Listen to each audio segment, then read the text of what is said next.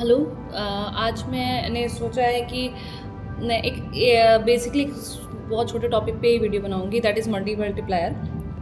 तो ये बेसिक है और जब भी यूजुअली लोग याद कर लेते हैं इसको। मैं बिल्कुल एक सिंपल टर्म में आपको समझाती हूँ कि ये मनी मल्टीप्लायर एक्चुअली होता क्या है। तो जब भी आप एनसीईआरटी खोलेंगे तो वहाँ पे मनी एंड बैंकिंग चैप्टर है। स्टार्टिंग में आपको बताया है कि मनी की इंपॉर्टेंस क्या है, ठीक है। तो वो क्यों आया, हम इनिशियली जो थी वो ह्यूमन सिविलाइजेशन जब स्टार्ट हुई तब वो हम बार्टर की तरह चीज़ें ट्रेड करते थे, ठीक है। फिर उसके बाद जैसे जैसे ट्रांजैक्शन का वॉल्यूम बढ़ता गया तो हमें एक कॉमन यूनिट चाहिए था across the transaction, like across the spectrum of across the commodity हमें कॉमन कुछ चाहिए, ठीक है। एंड जो कि कम वॉल्यूम ऑक्यूपाई करे, आपको एक उसका भरोसा रहे कि हाँ ठीक है, उसकी एक सैंटिटी रहे, एंड देन वो पेरिशेबल ना हो। There were so many things जो कि मनी बनाने में हेल्प किया, ठीक है। अब होता क्या है कि मनी की खुद की एक डिमांड होती है मार्केट में। मनी जो होती है उसकी सप्लाई और डिमांड जो होती है, दैट्स हाउ जो मनी मार्केट में क्रिएट होता है वो उस पर डिपेंडेंट होती है, उसके डिमांड पे। तो अब ये देखिए कि अब होता क्या कि सेंट्रल बैंक जो इनिशियल अमाउंट ऑफ मनी है, ठीक है, वो कोई इशू करता है। अब वो आपकी गवर्नमेंट या सेंट्रल बैंक जो कि मोस्टली देशों में आपके करेंसीज इशू करते हैं, तो वो जब वो मनी इशू करते हैं इनिशियली तो वो बैंक को करते हैं। अब वो बैंक के साथ रिलेशनशिप में है। अब जब बैंक ने 100 रुपये लिया है, ठीक है, तो वो अपने पास नहीं रखेंगे क्योंकि मनी की डिमांड है मार्केट में, ठीक है। तो वो उस चीज़ को चाहेंगे कि जो उनके पास 100 रुपये आए हैं वो उनको लेंड करें। पर इसी समय इंटरवीन करता है आपका सेंट्रल बैंक। वो कहता है कि नहीं, कुछ अमाउंट आपको एज अ रिजर्व रखना पड़ेगा, जो आपकी स्टैट्यूटरी रिक्वायरमेंट है, एक लिमिट। तो मान लीजिए 20% की स्टैट्यूटरी रिक्वायरमेंट है कि आपको इतना का रिजर्व रखना पड़ेगा। तो अब बैंक क्या करेगी, उसको 20 रुपये रखने हैं एज अ कैश, और वो अब 100 रुपये से 20 रुपये रखा और 80 रुपये मार्केट में लेंड कर दिए। अब जब नेक्स्ट ट्रांजैक्शन में वो 80 रुपये पूरे अभी ये अजम्पशन चल रहा है, पूरे आ गए बैंक के पास, वापस लोगों ने लेके और वापस डिपॉजिट किया, किसी थ्रू आ गए।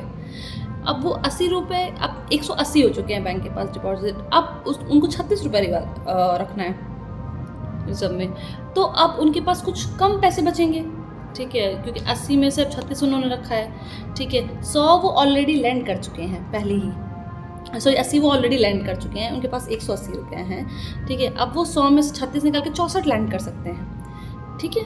तो 64 लैंड किए। इस तरीके से जब बढ़ता जाएगा, हर बार लैंडिंग होती जाएगी, ठीक है। और आप देख रहे हैं कि अब पहले जो चीज़ 20 थी वो अब 36 हो गई है। नेक्स्ट टर्म में उसका अमाउंट बढ़ता जाएगा और एक समय ऐसा आ जाएगा कि अब बढ़ते बढ़ते जब बैंक के पास 500 रुपये का डिपॉजिट हो जाएगा, ठीक है। तो अब बैंक को क्या करना है, अब बैंक रखेगी 100 रुपये, क्योंकि 20% का रिक्वायरमेंट है, तो बैंक के पास अब 100 रुपये रिजर्व रहना चाहिए। अब वो रिजर्व अगर 100 रुपये हो गया, यानी आपके पास जो कैश आया था, क्योंकि कैश तो इन हैंड, बाकी सब तो बुक्स में क्रिएट हो रहा है, कैश एक्चुअली है 100 रुपये जो इनिशियली सेंट्रल बैंक ने बैंक को दिया था। अब वो 100 रुपये आपको रखना है, तो यानी आप उसको लैंड नहीं कर सकते, यानी कोई पैसा बचा ही नहीं किटी में अब लैंड करने के लिए। क्योंकि लैंड करने के लिए आपके पास एक एक्चुअल मनी जो चल रहा था मार्केट में, पहले हमने क्या किया, पहले हमने 100 में से 80 दे दिए थे, तो वो 80 कैश था, वापस ला के रखा गया।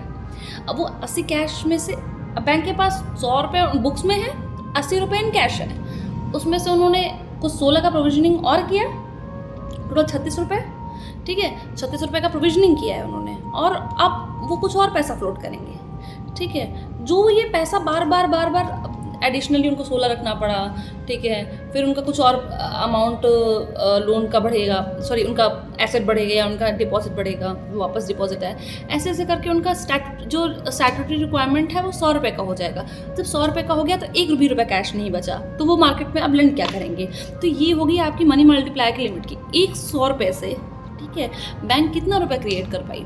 तो या इस केस में बैंक ने 500 रुपये कर दिए 100 रुपये से, यानी आपका मनी मल्टीप्लायर 5 है।